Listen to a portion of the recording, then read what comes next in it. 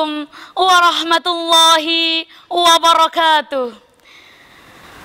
Alhamdulillahil karimil khallaq, wassalatu wassalamu ala sayyidina Muhammadinil mab'uthi litatmimi makarimil akhlaq, wa ala alihi wa ashabihi ma jara qalamut takhlisi wal bayani ala safahatil awraq. Amma ba'du.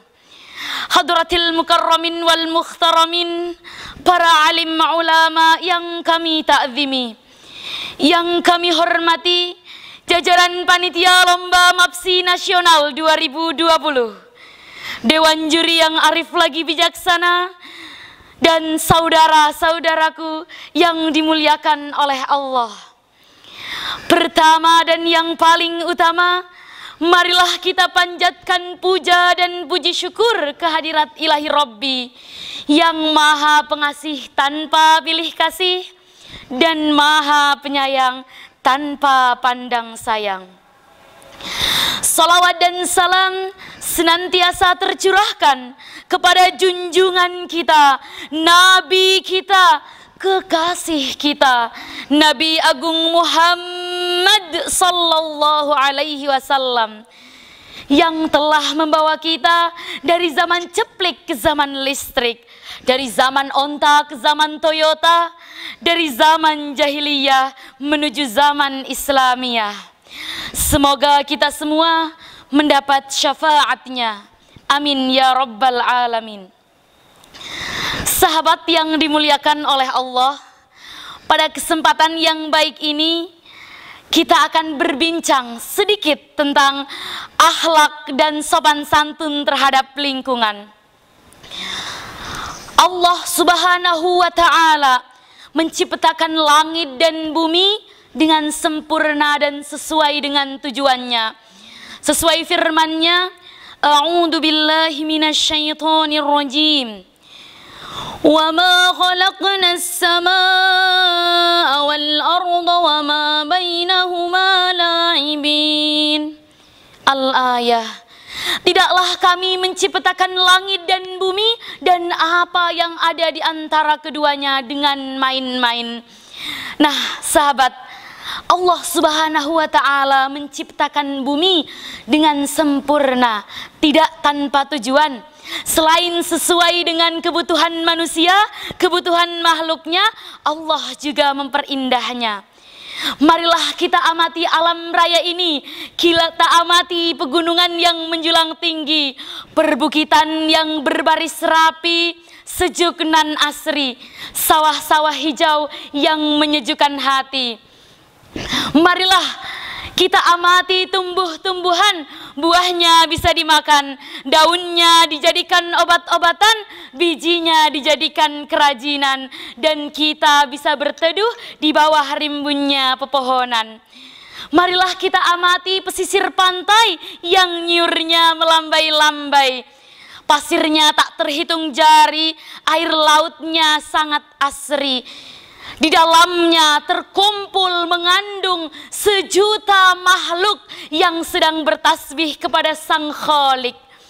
Dan kita perlu berbangga hati, dan kita perlu bersyukur kepada ilahi Rabbi. Kenapa? Karena kita dilahirkan di tanah tercinta Indonesia, tanah surga Indonesia. Sahabat yang dimuliakan Allah, namun sayangnya ketika kita menilik lebih jauh, kita melihat lingkungan sekitar kita, melihat alam raya kita, apa yang terjadi? Hewan-hewan diburu dengan rakusnya, pohon-pohon ditebang dengan liarnya, sampah di mana-mana. Lautan penuh dengan limbah, sungai penuh dengan sampah, pencemaran air, udara, dan tanah. Lalu apa yang akan kita wariskan pada anak cucu kita? Apa yang akan kita wariskan pada generasi setelah kita? Dampak negatifnya, dampak buruknya? Tentu saja tidak. Allah Subhanahu wa ta'ala telah memperingatkan dalam firman-Nya, A'udzu billahi minasyaitonir rajim. Dhaharal fasadu fil barri wal bahri bima kasabat aydin nasi liyudhiqahum ba'dal ladzi 'amilu la'allahum yarji'un. Telah nampak kerusakan di darat dan di laut disebabkan oleh tangan-tangan manusia. Akibatnya Allah mencicipkan kepada mereka sebagian perbuatan-perbuatan mereka agar mereka kembali kepada Tuhannya. Karena memang sudah menjadi hukum alam ketika sebagian dari kita, sebagian golongan dari kita melakukan kerusakan, maka dampaknya tidak hanya pada mereka, tapi dampaknya pada kita, pada seluruh umat manusia, bahkan seluruh makhluknya. Padahal Allah menurunkan kita di bumi sebagai khalifah. Wa idh qala rabbuka lil malaikati inni ja'ilun fil ardi khalifah. Dan makna kekhalifahan ini yang mewajibkan kita, menuntut kita untuk melakukan hal-hal positif, untuk menjaga lingkungan, melestarikan alam. Apakah kita masih pantas menjadi khalifah sementara kerusakan di mana-mana? Maka dari itu kita perlu yang namanya akhlak dan sopan santun. Karena apa? Akhlak menentukan eksistensi masyarakat.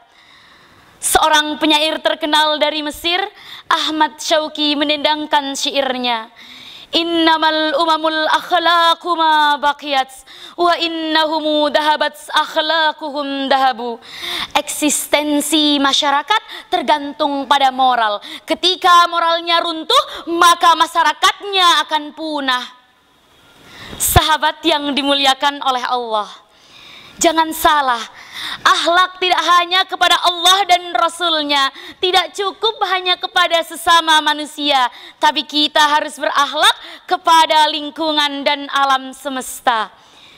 Lalu timbul pertanyaan, sahabat, lalu bagaimana kita bisa berakhlak dan bersopan santun kepada lingkungan?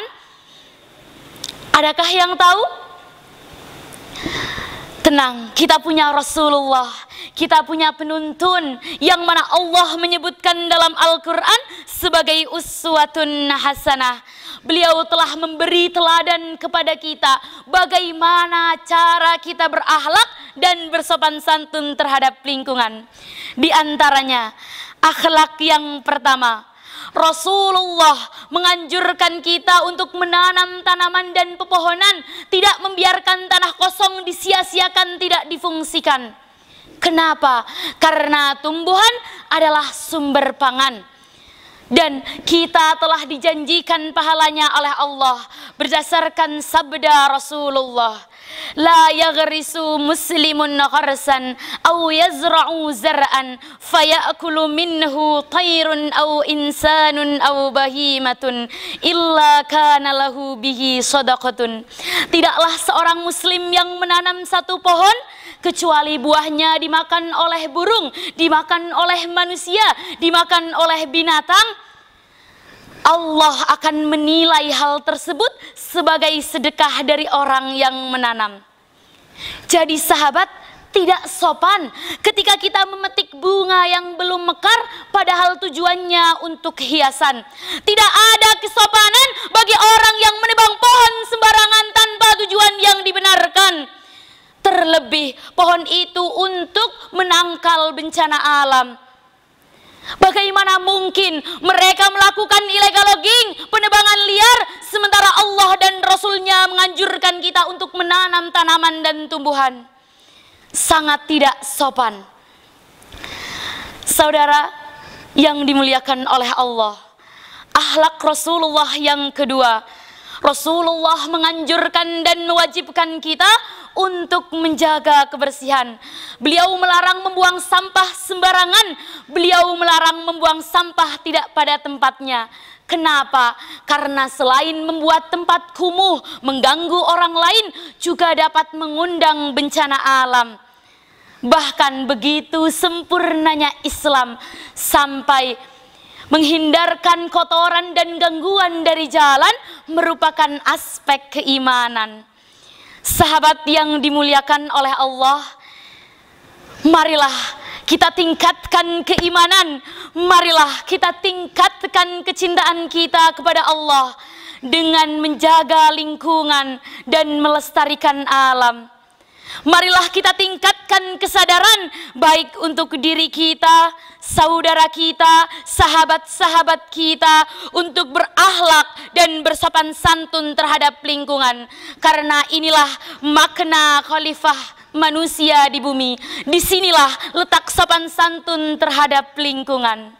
Sahabat yang dimuliakan oleh Allah, demikian yang dapat saya sampaikan.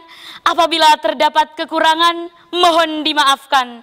Akhirul kalam, Allahumma hassanta khalqi fahassin khuluqi. Wassalamualaikum warahmatullahi wabarakatuh.